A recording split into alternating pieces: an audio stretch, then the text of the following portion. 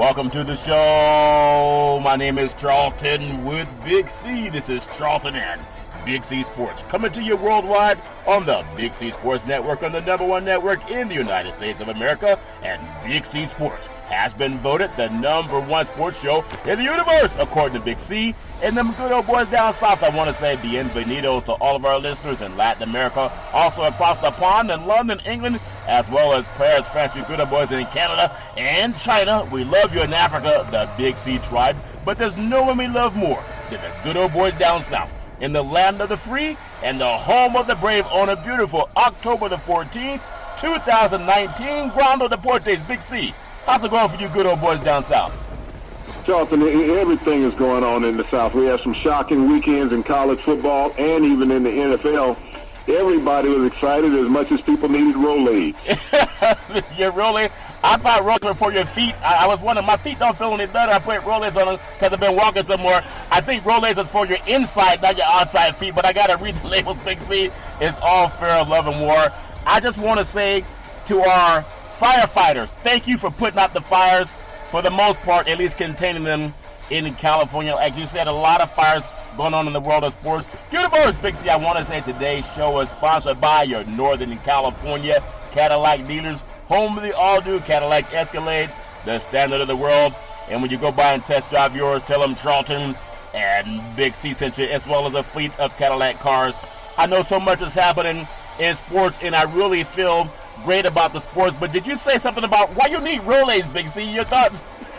Well, there was a lot of upsets and upset stomachs after the weekend, Charlton, in the college football and in the NFL. People just, went home and just were frustrated. Yeah, I understand, but that's why you play the game. I want to say, Big C Sports, just download the app. Big C Sports, brought to you by Google and Alexa. Just say Google or Alexa, play Big C Sports podcast. You'll hear from our sponsors. You'll hear welcome to the show. I will introduce Big C as the Mystic, and he'll do his thing, and I really appreciate the growth of Big C Sports. Also, Big C Sports, you can find us on Xfinity, Comcast Television, also launching on Apple TV, Roku TV, Fire TV, Android TV, and smart TVs all over the universe. Really appreciate opportunities happening. I want to make sure we give out our National Suicide Hotline, and it's not just for military veterans, but for civilians also. But Big C, why is it so important to you? Your thoughts? Charlton, the National Suicide Prevention Hotline number is very important because we have so many Americans who feel that they have nothing left, nothing to look forward to. People have turned their backs on us. Society has turned their backs on us, especially our military veterans, Charlton. We have so much vitriol going on in Washington, D.C. About the parties hating each other. If they spend as much time on our military veterans as they do throwing darts at each other in Washington, D.C., maybe all these veterans could get some help, Charlton. We have veterans from all the past and current wars that are going on that are in grave need of social, financial, and mental help. And the National Suicide Prevention Hotline number is there for these people to call, Charlton, when they need a voice, need somebody to listen to their voice, a shoulder to lean on, somebody who is non-judgmental. The National Suicide Prevention Hotline number is there to save lives, regardless whether it's a veteran, whether it's a young person in America, just anybody. Don't hesitate to reach out. There's no embarrassment involved in this. It's about helping you. Yep. They're there for you as an individual when you're in troubled times. So don't hesitate. If you know the number, if you know somebody who needs to talk to somebody and you don't have the time, give them the National Suicide Prevention Hotline number. 800-273-8255, 800-273-8255, or you can text 838-255. That's 838-255. I want to start off today's show. I know there's a lot of sports going on, but sometimes, you come into this world on your own and you leave on your own, no matter what your support group is while you're here. And as a gymnast, you may have a support group, but when you're on the balance beam or when you're doing your somersaults or whatever you're doing, the balance bar, you're on your own. Simone Biles, I just want to say, not only as a woman athlete, but just as an athlete, one of the best in the universe. Definitely want to just say shouts out to her and really appreciate this woman. Simone Biles shatters the record books, Big C, and she becomes the most decorated gymnast in the world in championship history. Big C, your thoughts? Well, Simone Biles has now won 22 medals, Charlton, worldwide in women's gymnastics, the most decorated athlete of all time in international competition. Think about that, 24 medals that she has won in all world events as well as the Olympics, and the next Olympics is coming up in about 11 months, Charlton, and she is the favorite to go into this Olympics and win at least 3 more medals to take her total to a minimum of 27. But when you think about Simone Biles' plight in life, her hero was Gabby Douglas, who was the first African-American female to go out and win Olympic gold medal, Charlton, to set the table for young American athletes, female athletes in gymnastics, something that they had, been really exonerated from. When you think about it, they were treated like NFL black quarterbacks. Yeah. No one wanted to have them in this dominant female white sport, Charlton. Yeah. And so Gabby Douglas set the table, and Simone Biles reset the ceiling in this sport. She has been a phenomenal woman in her run through world competition, 24 medals, Charlton, individual medals that she has won. And to think about this, she came from adoption. Yeah. She was adopted at an early age, her and her sister. So when people want to think about that they have setbacks in lives and they don't have opportunity, there was a young lady that was technically an orphan. She was brought into a family, given love and care and direction. And this is what happens when you give to others, Charlton, and that's what Gabby Douglas has received, and she's given it back full fold with her multiple championships around the world. And not only is she getting congratulations from all over the world, and Billie Jean King obviously reaches out to her. And when I think about how Simone Biles I guess she was inspired, and who hasn't been inspired by the Williams sisters, Venus and Serena, but also, like we say, it's a pretty sad dog that won't wag his own tail, Big C. Women have dealt with sexual assault probably since the beginning of time, and we always talk about there's no tolerance for it. Any man that has a daughter, I doubt if you would sit by watching your daughter be abused by some man. It just won't happen. But for women, you got to stand up when it happens. And, she's part of the reason that the Olympic team, the gymnast team, no longer train where NASA was, Big C, with all the sexual assault that went on. And a lot of women, they're told, and you're told this, you better not say anything or you're going to lose your career, you're going to lose your sponsorship, no one's going to believe you. That young woman, irrespective of her size, Big C, this woman has a heart of a lion because she stood up and they're no longer holding those workouts where NASA was, Big C, because she spoke up, Big C. Your thoughts? Well, she's been a leader and an inspiration for so many young girls around the world, Charlton. When you look at the adversity that she has come from and the height that she has risen to, that no one can take that away from her. People can't sit around and say, well, she got there because she was privileged. No, she was not. She shows what hard work and dedication can do. Any person, regardless of gender, can accomplish. So when people always want to make an excuse for their shortcomings, things that they can't accomplish, what they don't have, all they have to do is look at her, Simone Biles, for inspiration. This is a person who has come from one of the most adverse situations in life and has achieved the pinnacle of success day in and day out, year in and year out. Yeah, I'm really, really proud of her, and I guess oftentimes I say this because, as a person of color, I remember, Big C, it was the thrill of victory and the agony of defeat. We could see that growing up when I was a young boy. The Olympics were always part of what my family did. We would sit around the TV watching Olympics, whether it's the athletes or the triathletes, the boxing. Of course, we watch the racing, the running events, the Olympics. Do you believe in miracles? Seeing all of those great events. But one thing we did not see much of was young black women, for whatever reason, being ostracized from that sport.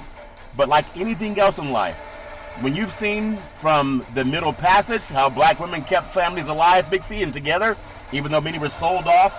And I know people say, why you got to go back to history all the time? Because history, if you don't understand it, it can repeat itself.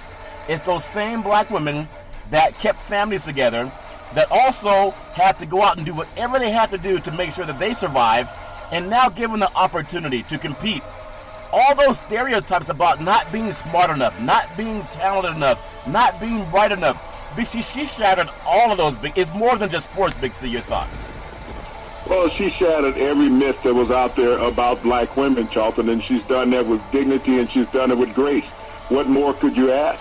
Yeah, it's amazing. Really proud of her and want to see her going to do great things. So, Big C, I know we have some things going on in the world of baseball. And when I saw over seeing the NLCS in the ALCS. I was thinking that if Houston went down 2-0, that it would be over. And Verlander was on the mound last night doing his thing. Even look at the fact that, the Yankees, they were just so close but so far away from going back to New York City with a 2-0 lead. Something about Houston, you give them a chance to bat, the more they have a chance to be who we thought they were. Big C, your thoughts? Well, Game 2 was an epic game last night, Charlton, between the New York Yankees and the Houston Astros. This game went 4 hours and 49 minutes. It ended in the 11th inning with a walk-off home run from Carlos Correa as the Astros tied the series at 1 game apiece. Yep. In the 11th inning with a 3-2 victory. Now they'll be heading back to the Bronx. This is what postseason baseball is all about. You have to make a stand at home. The Yankees came out and dominated Game 1 in a 7-0 shutout of the Astros in their home park, but they rebounded nicely, Charlton, in Game 2, even though it went an epic 4 hours and 49 minutes. Yeah. But they had the walk-off home run in the 11th inning.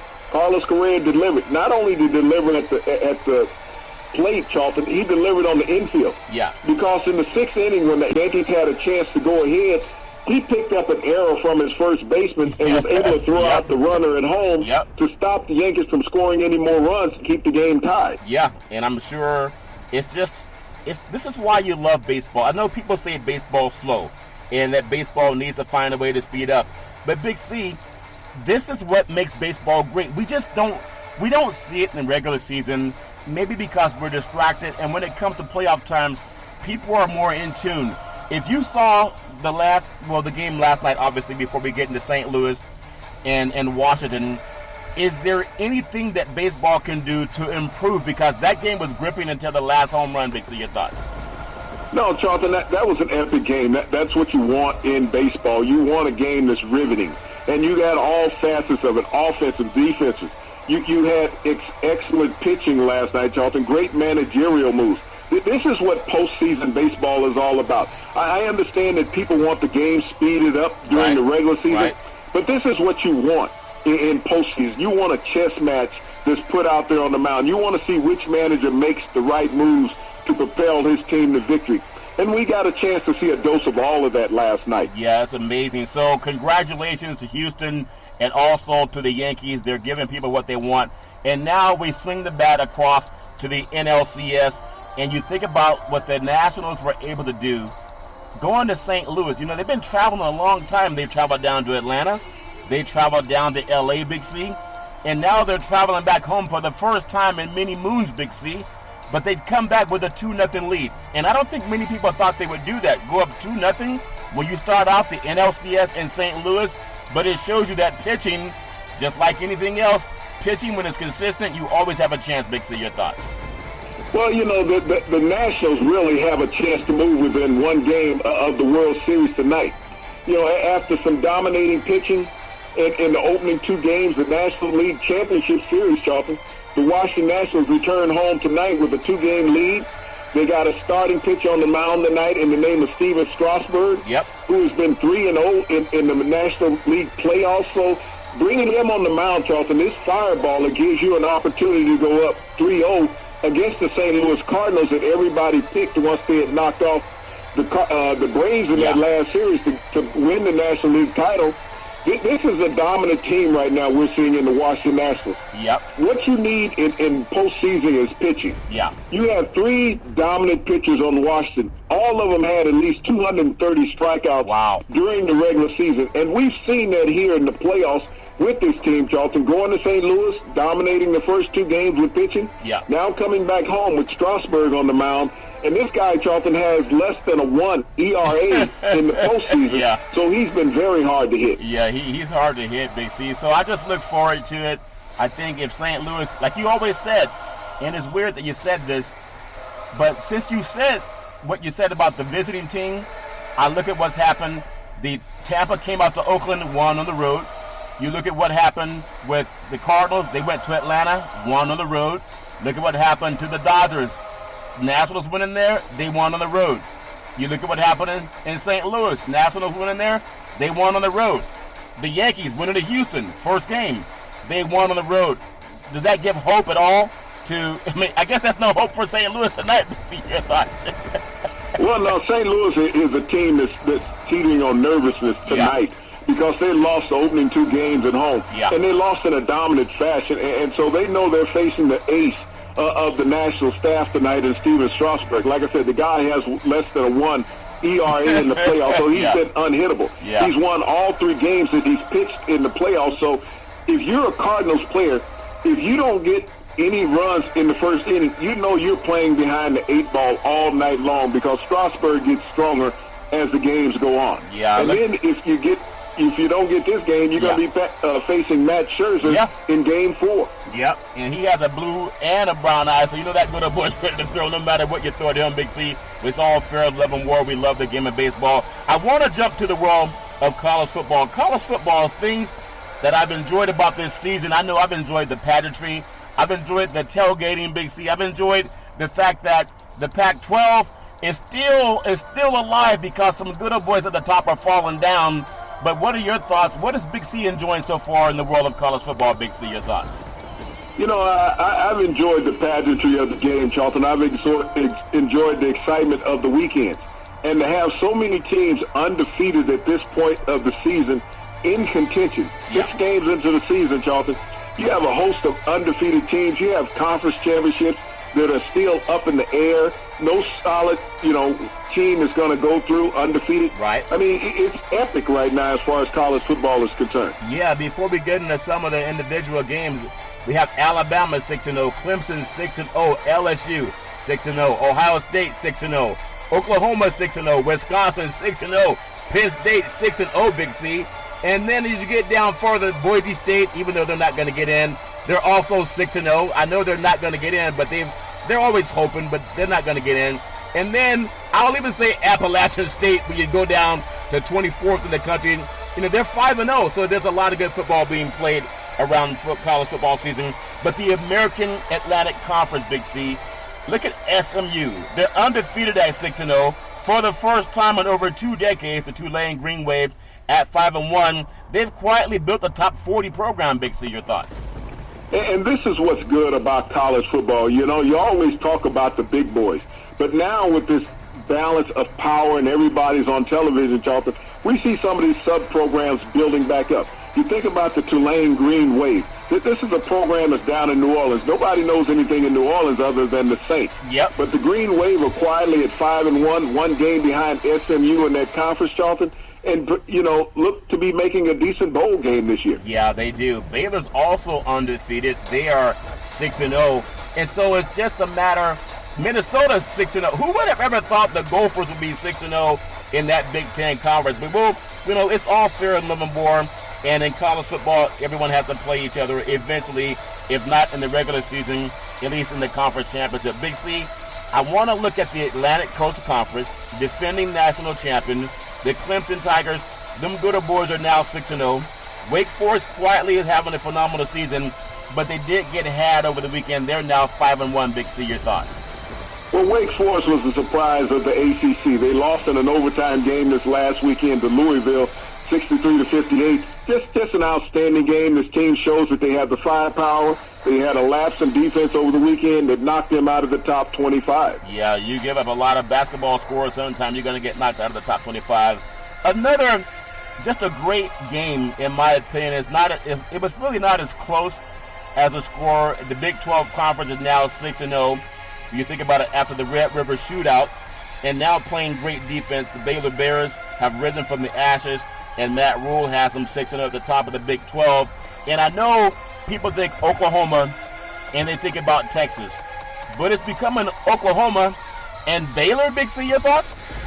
Well, Oklahoma really is going to have a challenge this year from Baylor. Matt Rule has done a phenomenal job, former Temple head coach that has gone into Baylor, taking over after Art Browse was let go after all the scandals they had several years ago. But now he has this team playing phenomenal football. When you think about all the great athletes in Texas, everybody want to think about the University of Texas, but Baylor is the dominant team in that state. And Oklahoma finally is playing great defense to go along with always playing great offense. And now Lincoln Riley has a legitimate chance this year with his defense. Let me get your thoughts on Oklahoma and that Red River shootout. They're number 5 in the country, as you mentioned, 6-0. And they had a good win over Texas, 34-27. but I still see where they left about 2 touchdowns, off the scoreboard with a turnover. I think it was a fumble and an interception by Jalen Hurts. But Texas had to play defense, so you got to look at their defense too. But 34-27 win over a then number 11 Texas team. Just give me your feeling about Hurts. And is Texas overrated? They've gotten almost double-digit losses to LSU and Oklahoma and the state of Texas. Big C, your thoughts? Well, I don't know if you can say that they're overrated. You're playing top-flight schedule. It's easy to go out and play schools that nobody can spell their name, Charlton. Yeah. But Texas is taking on the big boys. You're taking on LSU, a top 10 ranked team. You're taking on Oklahoma, a top 10 ranked team. Yeah. And they stayed in the game with both of those teams, Charlton. They lost by a touchdown to Oklahoma. They lost by a touchdown to LSU. So when you think about how competitive they've been, they just run off, when you get a team on a hot night. Yeah, that's true. Conference USA, it has 2 teams, vying for the conference championship, Big C. Louisiana Tech Bulldogs. I think that's Terry Bradshaw's alma mater. And the University of Alabama at Birmingham, the Blazers, they're both 5-1 on the season, Big C. Your thoughts? When you think about the University of Alabama at Birmingham, Charlton, you talk about one of the great feel-good stories in college football. People talked about SMU, who got the death penalty a couple years ago. You think about Alabama, Birmingham. 5 years ago, they did not even have a football program. That's right. The university yanked the funding from the football program, so all the athletes were disbanded to other universities. Boosters and outside entities came back in, refinanced the football program, Charlton, and 5 years later, now they're 5-1 and vying for the conference championship. What a great story in college football. Yeah, it really is. And with that note, on the West Coast, over the last 20 years, Chico State has lost football. Humboldt State has lost football. Santa Clara has lost football. St. Mary's has lost football. University of San Francisco has lost football. San Francisco State, they've lost football. Cal State Harriet, they lost football. University of the Pacific, they lost football. Long Beach State, they lost football. And also Cal State Fullerton, they've all lost football. Big C, why is that? Well, that's the difference in the South and the West, Charlton. We talk about football being a lifestyle in the South. Football on the West Coast, people really don't care about it. It doesn't have a pulse. It's almost insignificant. But when you think about an entire city going without college football, in Birmingham has been significant in the history of Southern football. You think about the Iron Bowl used to always be played between Alabama and Auburn. Yeah. And now the University of Alabama Blazers, Charlton, they lost the program, but people saw that how important that football is to a community. Yep. How much it brings a community together. How much it gives people something to build for. Yeah. And so they brought in people that were willing to finance a program, Charlton, and so it brought it back to life. And now you see with the rewards on the field what it's given to the community. California doesn't look at it like that. Yeah, it's amazing how that's happened in the Golden State with so many people, but that's all fair and living war. I also want to get to more college football when you think about conferences. In the West Coast, maybe Inland West, Mountain West Conference, the Boise State Broncos, they're now 6-0. They're running away with that conference championship, Big C. But they're being chased by the San Diego State Aztecs, and they're 5-1. That's the great Marshall Faulk's alma mater, Big C. Your thoughts? Well, Bronco Mendenhall is doing a wonderful job down there quietly at San Diego State. They fly under the radar on the West Coast. You think about San Diego State.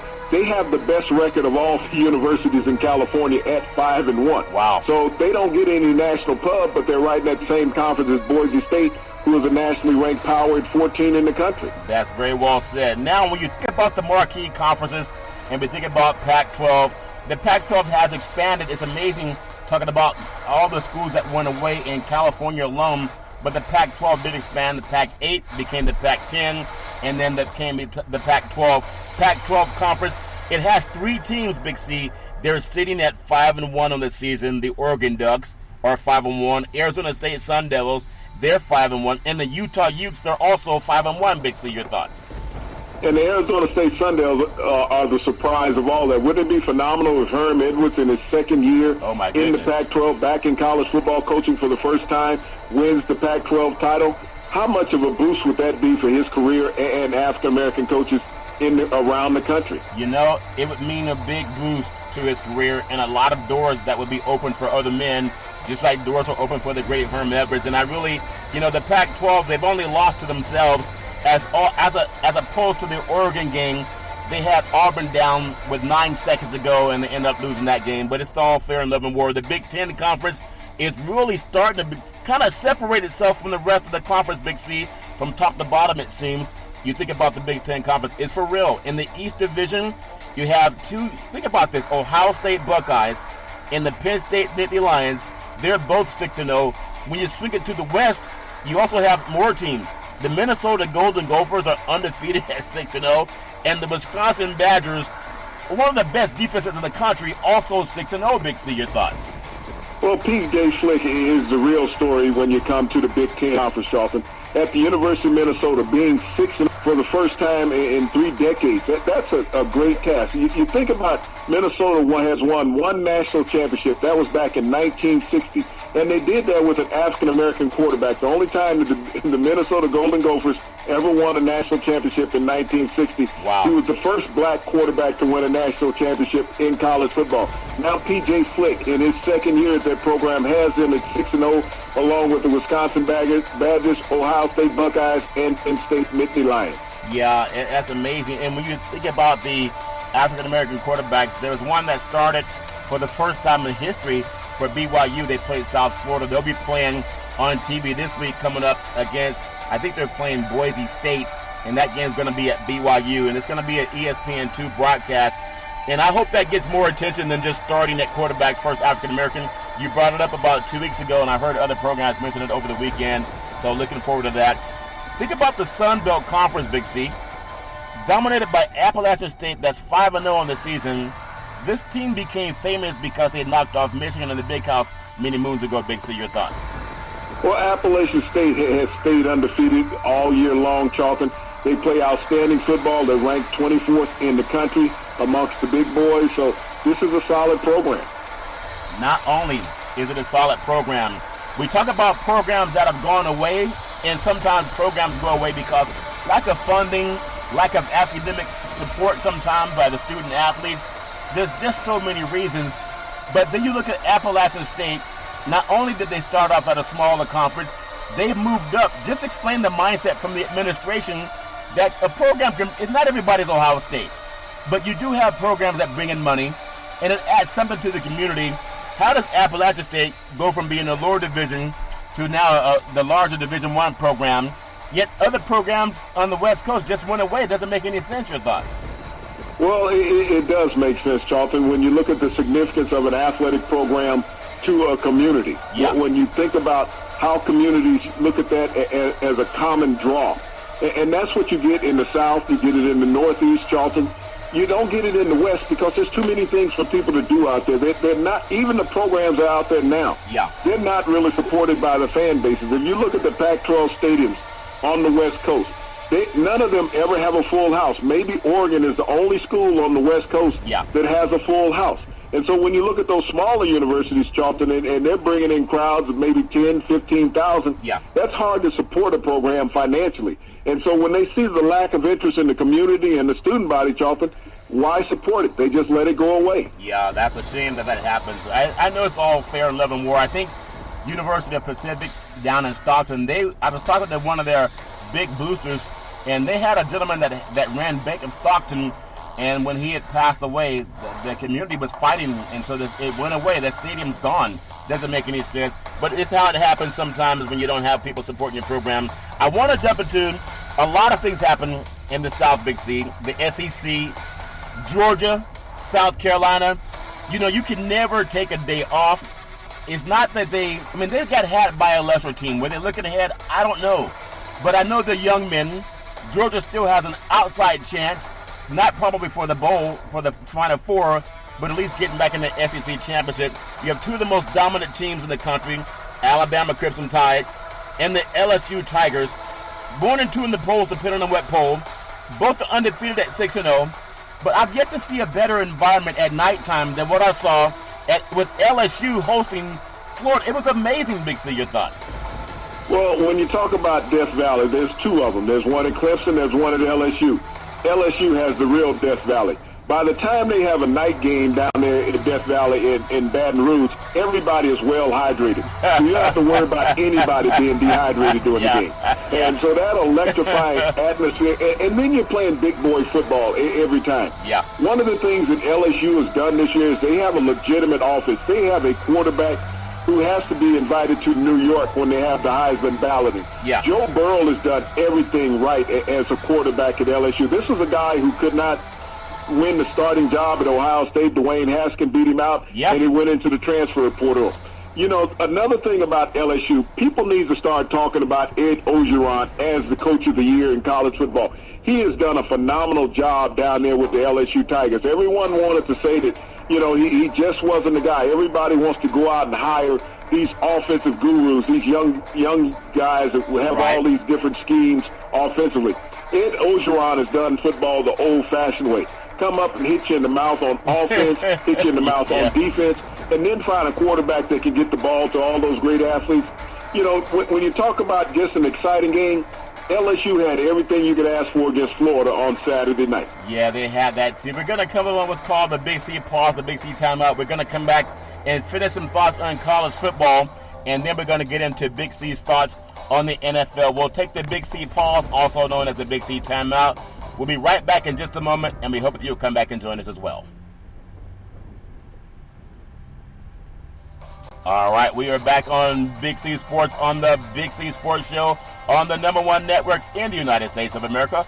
And Big C Sports can be heard on the iHeartRadio podcast, the #1 sports network coming up soon, but the #1 podcast network in the universe. Also, you can follow Big C Sports on Apple Podcast. You can follow Big C Sports on Google Podcast. You can follow Big C Sports on Alexa. Just say Big C Sports, and you can say, Alexa, play Big C Sports, and also Google Play Big C Sports. You'll hear our show come up after our sponsors.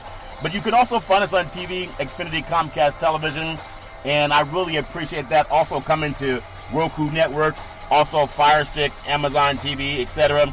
Really love where we're going with Big C Sports. I want to bring into just your consciousness this game that it had up. I guess it lived up to its billing, but some people were kind of counting it off. USC at Notre Dame, and the Trojans were right in that game right until the end. They scored a late touchdown, tried an onside kick, didn't get it. But there's something that happened, Brian Kelly, where he was on the side. Actually, he was about 5 yards out on the field, maybe even 10.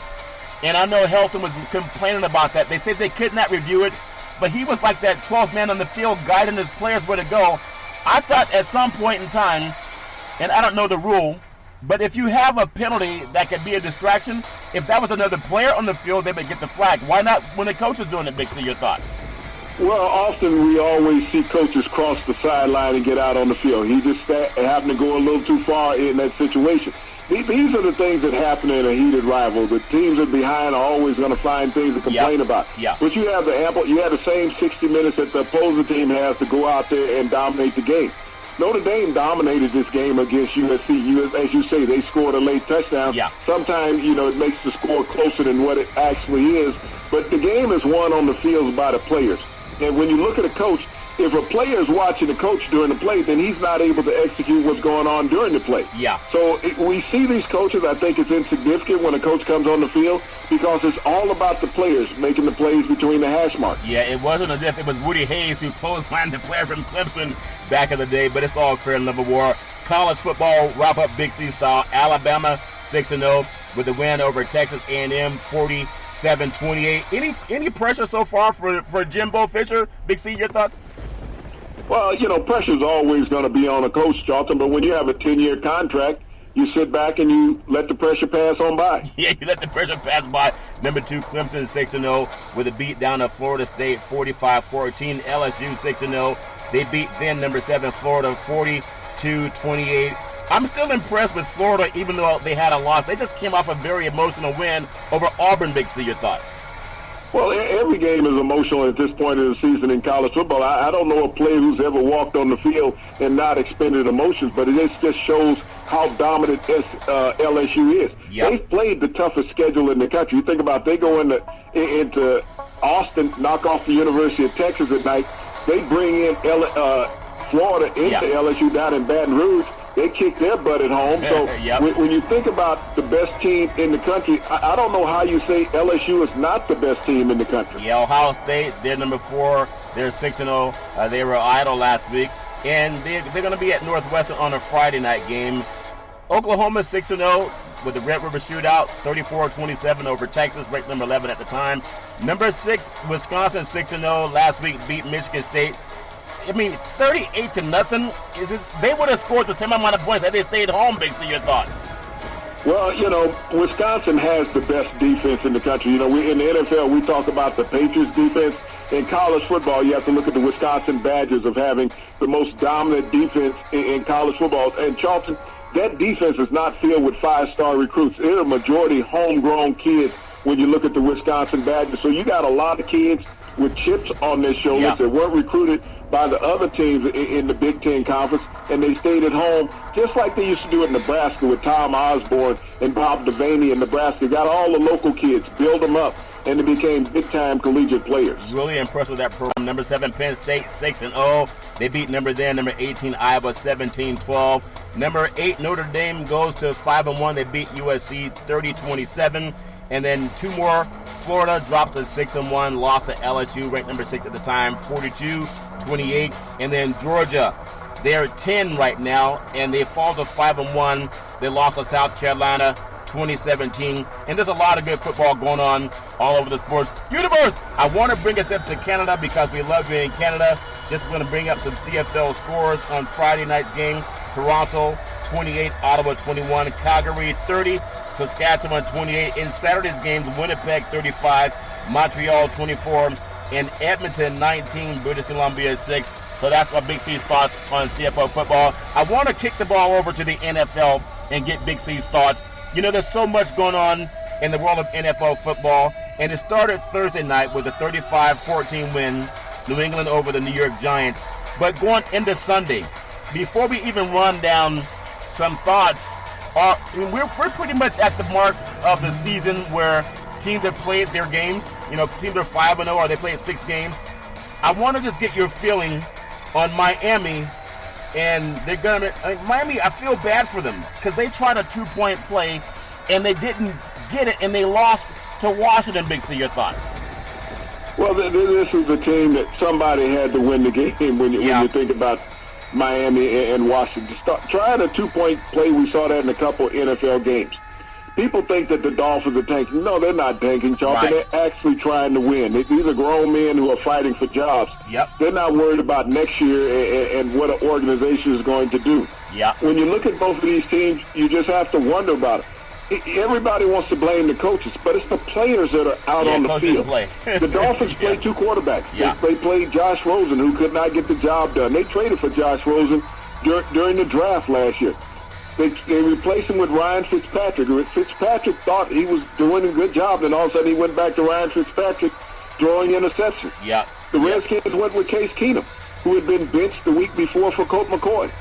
The Redskins win after replacing their coach. Yeah. I think that's the biggest story for the Redskins is after getting rid of Jay Gruden, they win a football game. Let's take you to some more games on Sundays. Big C's NFL thoughts. The Carolina, and they had a chance to go across the pond. They beat up on Tampa.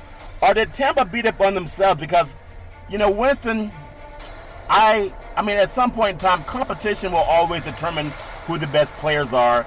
And Aaron's going to have to find a way to have people compete for the job. I don't know if you give up on the guy, but competition makes people play harder. Carolina 37, Tampa 26. But I think they had 5 or 6 turnovers. Your thoughts?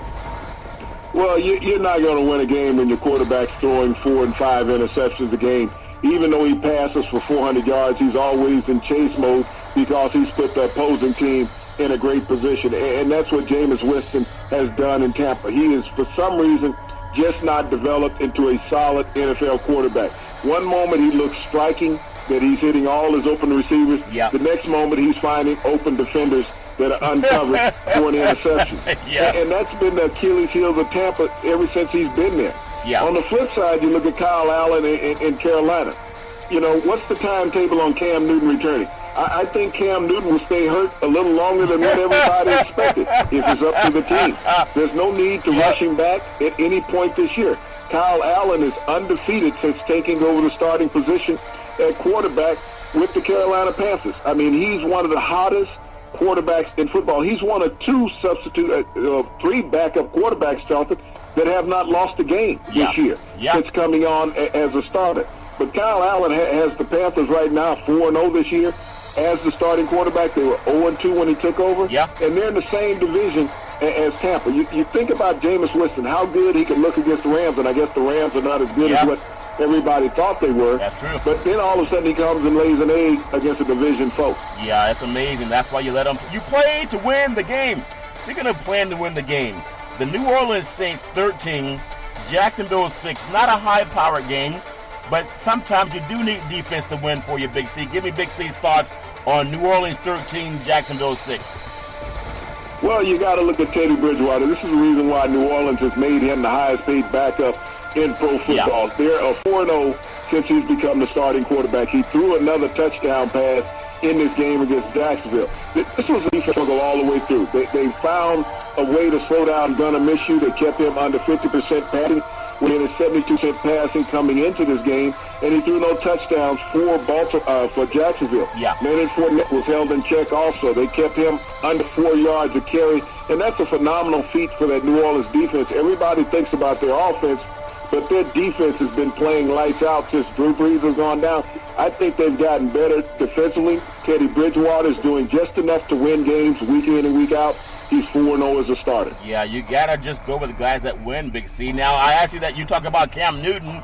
Well, if Bridgewater keeps doing his thing, does Drew Brees stay hurt a little bit longer, Big C? Your thoughts? Drew Brees, there's no reason to rush Drew Brees back. Where people were talking about 6 weeks to get Drew Brees back, I think you can now look at getting 8 to 9 weeks before Drew Brees comes back. You can let that thumb become completely healed before you have to bring him back into the lineup. And if he does come back and he struggles, you know what you have in Teddy Bridgewater now. We've seen it before, Joe Gilliam and Terry Bradshaw. I think Gilliam went 11-1 for the Steelers. Playoffs showed up. Terry Bradshaw got healthy all of a sudden, and the Steelers went on and won another Super Bowl, Big C. This was billed as maybe the biggest game, at least in the AFC. Houston 31 at Kansas City 24. And Kansas City jumped on there early. Mahomes has to hit you in his giddy up. We all know that. They may be trying to hide that. Maybe they're not. But something about Watson. I would love to see these players play, twice a year against each other, because it's some of the best football you'll see. Watson wasn't injured, but Mahomes a little bit hitching his giddy up. Just give me your thoughts. That was great football, in my opinion. Your thoughts? Well, it was great football. Kansas City did get hosed in that game because there was an interference penalty that was not was called, and it was picked up by the officials on the play when Kansas City was moving the ball early in the game. And I think it may have put the game out of reach momentum-wise if this call had been stood. But you saw the officials when they were reviewing the video, that all of a sudden he puts his hand to the headpiece, and all of a sudden he's gotten a call from New York talking about don't overturn the call, don't call the interference, and the momentum tide changed at that point in the game. But as I look at Kansas City, they've gotten worse on defense. The offense is there, but their defense couldn't stop a cold right now from running out of your nose. Right now, it is probably the worst defense in the NFL. We talked about Deshaun Watson last week. Deshaun Watson 2 years ago, in his rookie year prior to his injury, was doing all the things that Patrick Mahomes has done over the last year and a half. And what has happened with Houston is that their offensive line has gotten better. We've always known that they've had a phenomenal defense in Houston. And that defense is standing pat. But the offensive line is the story in Houston. Not just Watson, but the offensive line, keeping him on his feet. And if he stays on his feet, he's just as dangerous as any quarterback in the NFL. Yeah, he's really good. You're starting to wonder with the NFL overruling things, maybe Rudy Giuliani is part of the NFL office, Big C. You ever think about that? He's on the East Coast also, Big C. Talk about things that we did not see that we know we saw. Minnesota 38, Philadelphia 20. Now, I know this Minnesota team, when they're at home, they're a different breed of Viking. And I know Vikings ate a lot of Eagles on the way across the Atlantic, Big C. Your thoughts? Well, this was a team that, as Kirk Cousins heard all the media cry about him, is that your cousin started listening. He threw the ball to Stephon Diggs. Stephon Diggs had 3 touchdown receptions and 170 yards in reception. So as you look at the offense getting healthy, he threw the ball to the guys who were complaining. Even Adam Thielen had a touchdown reception in the game. So his wide receivers, he included them in the game plan. As well as the run game stayed dominant for the Minnesota Vikings. The Philadelphia Eagles, we thought they were a little higher flying than what they were. Yeah. But that Viking defense did what it normally does on a Sunday afternoon. It gets physical against their opponents, and that's what they did against Carson Wentz and the Eagles, and the Vikings came out victorious. Your cousin had 333 yards passing, 4 touchdowns, one of his best days as a pro. Yeah, with my cousin, but share some of that bank account, Big C, $84 million, I'd take it. Baltimore Ravens, Cincinnati Bengals, Baltimore 23, Cincinnati 17, and depending on, the thing about NFL football, no Monday quarterback has ever lost a game. But I think what Jackson has shown, I think one of the leading rushers now coming up in the history of the NFL just on the number of games that he's played, Big C. Give me your thoughts on how this is a Super Bowl contender, in my opinion. Your thoughts? Well, I think the people in Cincinnati have to be questioning, was Marvin Lewis really that bad as a head coach? And I don't hear any of the media talking about, the struggles of the Cincinnati Bengals and head coach Zach Taylor, the way that they blasted Marvin Lewis for the last 7 years as a head coach of the Cincinnati Bengals prior to him being dismissed. Yeah. But the true story, as you say, is Lamar Jackson, the kid that all the people in the media wanted to play wide receiver or defensive back. Yeah. Not feeling that he had what it took to be a quarterback in the NFL. When you look at what he did in the game, he completed 66% of his passes against the Cincinnati Bengals, 236 yards. But even more phenomenal, Charlton, he had 152 yards on the ground along with 1 touchdown. That is the 4th highest total in a regular season game for an NFL starting quarterback. 152 yards on the ground in just 19 carries. Yeah. So not only was he ripping the Cincinnati Bengals defensively through the air, but he also gaped them on the ground, Charlton, with those phenomenal runs in that victory. Yeah, the guy's amazing, Big C. And I got to say, because, again, there are no quarterbacks that are Monday morning quarterbacks that have ever lost a game. But I will say that you were saying when the guy played at Louisville, Heisman Trophy included, this guy has every tool. All he needs is a quarterback coach who's willing to utilize his skill set and not try to make him something that he's not, Big C. Will impress. Speak of that, Seattle Seahawks 32, Cleveland 28, and the Baker Mayfield, saga continues. And whether they're going to trade, whoever they're going to trade or talk about trading, this is still a team that. How did their coach get his job, Big C? Your thoughts? Well, Freddie Kitchens got his job because there were so many egos, and they didn't think that they could bring in a solid head coach with experience to curtail all those egos that they had in Cleveland. Yeah. They wanted Baker Mayfield to be the voice of the franchise and the face of the franchise all at the same time. But he's struggling doing both of those, Charlton. I mean, the Seattle Seahawks came to play defense against Baker Mayfield. As I've always said, this team has to run through Nick Chubb. Nick Chubb's had an outstanding game. He had 122 yards on the ground and 2 touchdowns. Yeah. But they limited him, Charlton, to just 20 carries. Yeah. This is a guy that needs to touch the ball 30 times a game in some capacity. They didn't get him the ball 32 times. Even if he'd have carried the ball another 5 times, with the average he had, he averaged 6 yards a carry. Yeah. And he could not get the ball enough. Baker Mayfield feels that he still has to throw the ball more than what he hands the ball off. And that's been the Achilles heel of the Cleveland Browns all year long. Russell Wilson, as they talk about MVPs of the NFL, that's amazing. Russell Wilson. Yeah. I mean, he's hands down right now the leader in the MVP talk in the NFL with what he has done with the Seattle Seahawks. He's got them off to a 5-1 start. If not for that one game against the New Orleans Saints where the special teams gave up 2 touchdowns, they would be 6-0. But Russell Wilson, this is a guy who fights through adversity, who does all you ask as a quarterback on and off the field. This guy's been but a leader. People talked about the Legion of Boom being gone, but the one thing that stayed consistent in Seattle has been Russell Wilson. Let me bring you to another game. Arizona 34, Atlanta 33. You have Kyler Murray, a rookie, and Matt Ryan. People keep saying potential Hall of Famer, but it's not just one person, obviously. But when you get beaten by a rookie, and Arthur Blank gave you $155 million, Big C, your thoughts? Well, everybody's going to blame this game on the kick to Matt Bryant, who missed the extra point late in the game to propel the Arizona Cardinals to back-to-back wins. And this is the first time they've had back-to-back wins since 2017. So you think about a long time for the Cardinals having back-to-back wins on the season. But you really have to take your hat off to Kyler Murray, who passed for 340 yards and 3 touchdowns in the game. One of the things Cliff Kingsbury has done with his offense is that he sped up the offense, Dalton. They're running a lot of plays from the line of scrimmage and getting the ball off a lot quicker, not allowing the defense to substitute freely to keep them on the field and get them tired. Yeah. Matt Ryan, I mean, he threw the ball. He had a phenomenal game. The guy completed 72% of his passes in the game. So you think about it, it wasn't all on Matt Ryan. He had 4 touchdown passes, 356 yards passing. But when it came down to it, Charlton, it's the defense of the Atlanta Falcons.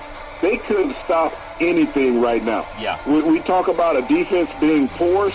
This defense is really porous. You have a high-powered offense, but you spend so much money on offense is that you didn't spend enough money on defense. And I was really shocked. That Coach Quinn was able to get on the plane with the team and fly back to Atlanta after this loss in the desert. Yeah. Well, it's all fair and level war. But I want to bring you up to another team that's starting to win. The Denver Broncos, they're 16-0 win over Tennessee. And a lot of people are having some issues with Marcus Mariota. But it's easy to point the finger at one person and just say Ryan had a good game, even though they can probably play better defense. But Denver, 16-0 win over Tennessee. They scored as many points not going to the game at all. Big C, your thoughts? Well, as you look at the Denver Broncos in this game, Charlton, this is a team that's all of a sudden found its groove.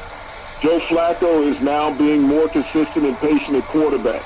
He is using all the weapons that he has offensively. Yeah. And the defense is really risen up. This is what we thought the defense would be all year long for the Broncos, going out, shutting out opponents, holding them down to 1 touchdown with that great pass rush that they have. Yeah. But as I look at the Tennessee Titans, this is a team without an identity.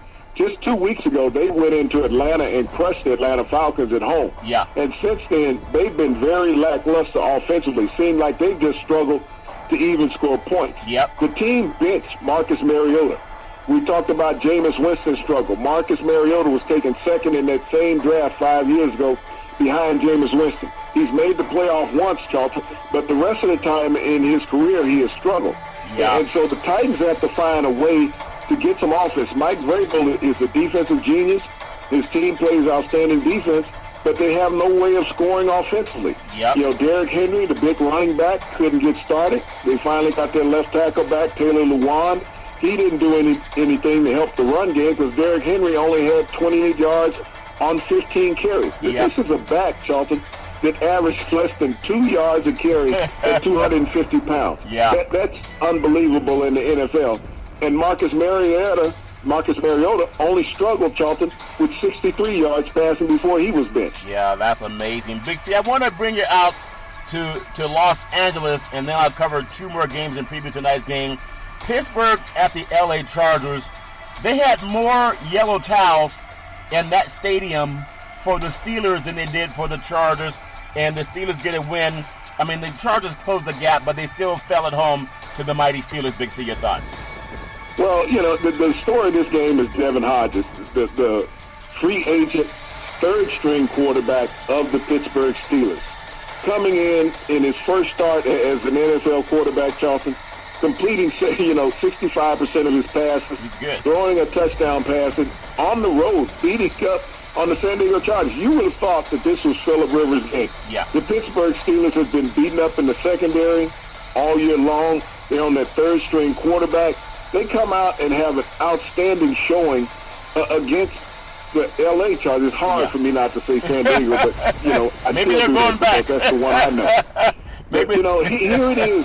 Everybody talked about Mike Tomlin being on the hot seat, being out of there.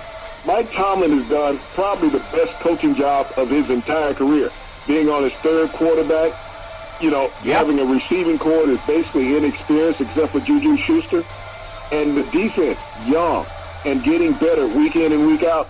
The San Diego Chargers, one of the hottest teams at the end of last season in the NFL, just can't figure it out this year. And they may be going back to San Diego when you can't even draw the home field advantage in a 27,000-seat stadium. How are they going to do it in a 78,000-seat stadium, Big C?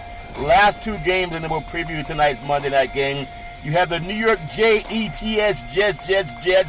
with a 24-22 win over. How about the Cowboys It was in New York, and you have Darnold, who had kind of a lucky fortune of a defensive player falling down and throwing, I think, about a 90-yard touchdown pass. Hey, but he threw the pass.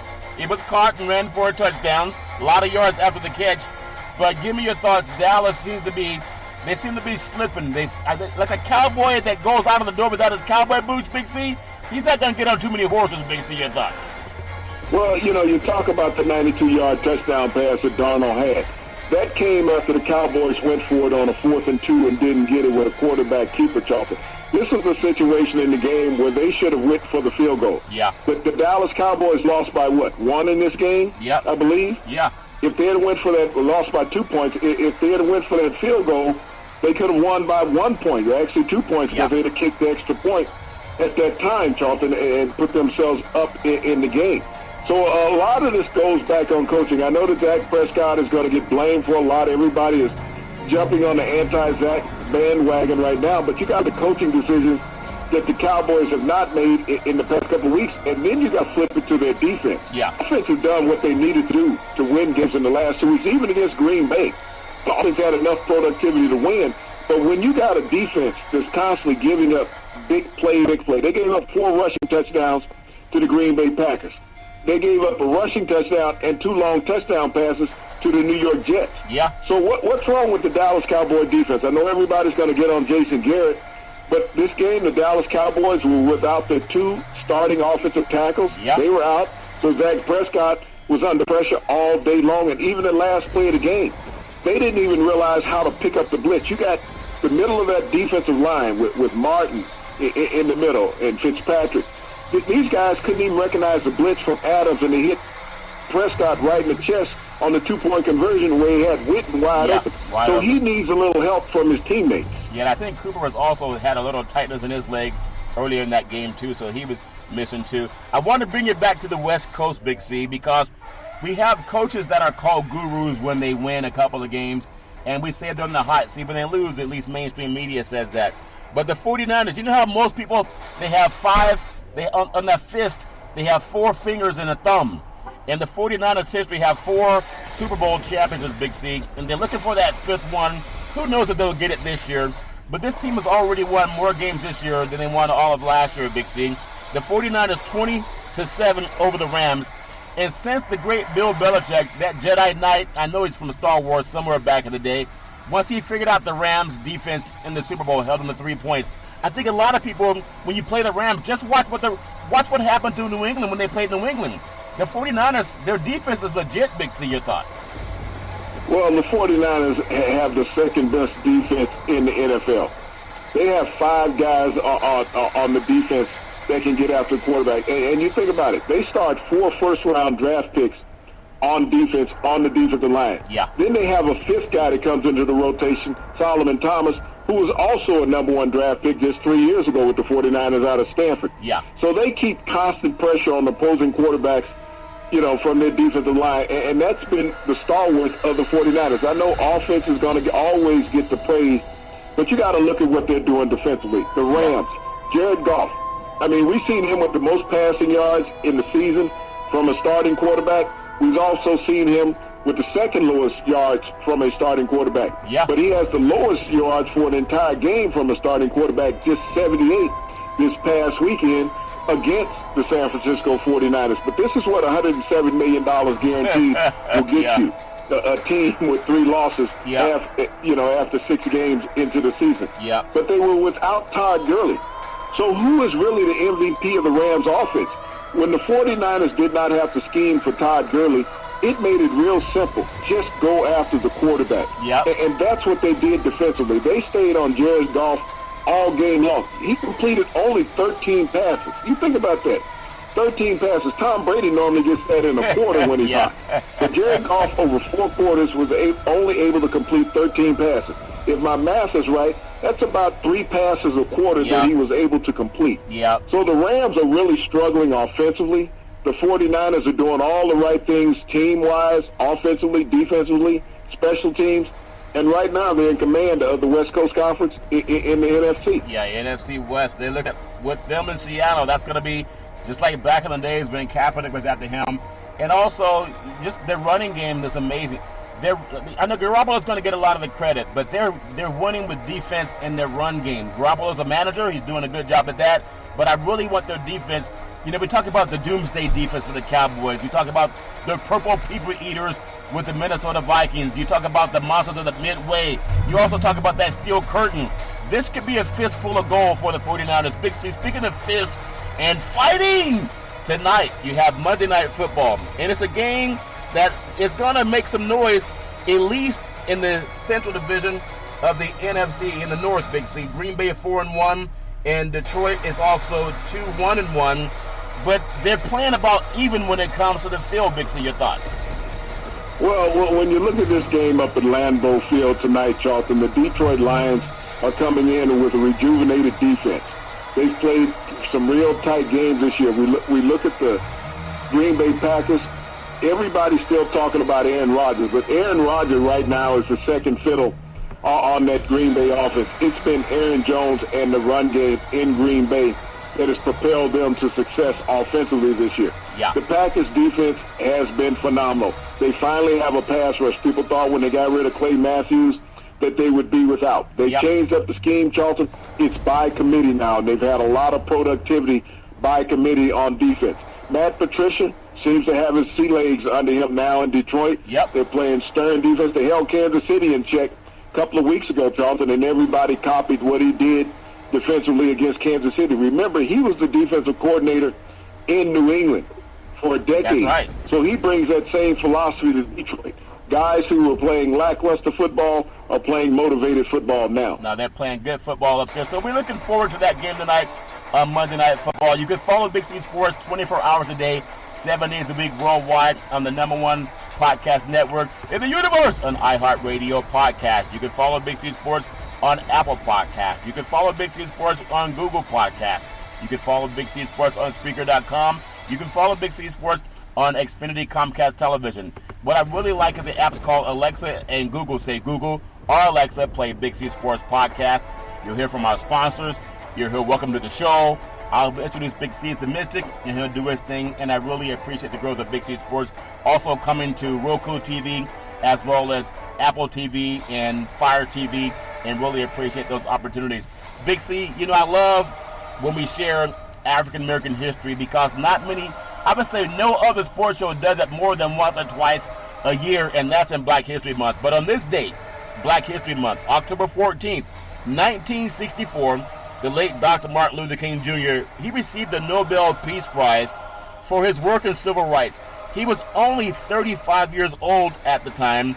He was the youngest to ever receive such a coveted honor, Big C. In the 1960s, Dr. King became so respected internationally for his stance on racial inequality through his nonviolent civil disobedience. Even though he was jailed and had dogs sucked on him and attacked by water hose and law enforcement, he gained so much respect internationally, and now we all love Dr. Martin Luther King, what he did for everybody. Big C, your thoughts? Well, you know, you think about an iconic figure in America. Even though he was African-American, Charlton, he was American. And he meant so much to so many people. And Dr. King, his movement in America, made America recognize what it had been for decades and centuries, Charlton, an evil place. But he thought about peace, and he taught peace to all, Charlton, not just African-Americans, but he got white Americans to see things through his eyes, Charlton, how wrong they had been for decades and centuries in this country. Unfortunately, he lost his life at an early age in an horrific incident, Charlton. But Dr. King has been an inspiration to so many in this great country of America, Charlton. If the leadership of this country could think and talk the way that Dr. King did, think about how great this country would be. We have a Cheeto in the White House talking about make America great again. Yeah. Maybe he should read some of the philosophy of Dr. King about how to make America great, because that's what Dr. King talked about, making America great. Amen to that, Big C. We all have a dream, and let's all just do the best we can. Big C, back in the day, there was a man by the name of Drew Boudini Brown. He was known as Muhammad Ali's right-hand man, and he would always tell Ali, with all you got to use, how can you lose? Rumble, young man, rumble. Big C, what are you looking forward to in this sports universe? Well, Charlton, I'm thinking about the NLCS championship game tonight in D.C. You got Steven Strasburg on the mound for the Nationals and Matt Flaherty on the mound for the Cardinals. Can he get the Redsbirds back into this contest, Charlton, to get it to 2-1, or will the Nationals be one game away from the World Series? Well, it's all good. It's all fair in love and war. We hope you can enjoy a beautiful, fantastic day. You can do it every Monday through Friday at 5 and 6 p.m. worldwide.